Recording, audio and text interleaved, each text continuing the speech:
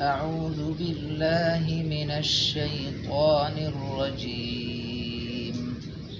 بسم الله الرحمن الرحيم.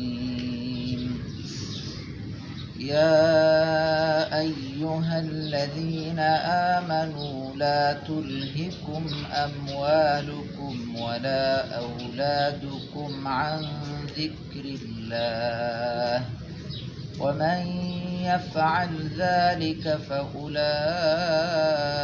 هم الخاسرون.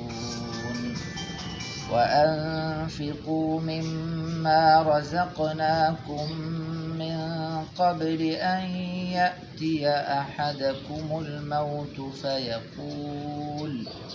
فيقول رب لولا أخرتني إلى أجل قريب فأصدق وأكن من الصالحين. ولن يؤخر الله نفسا إذا جاء أجلها والله خبير بما تعملون. صدق الله العظيم. ما شاء الله، سبحان الله.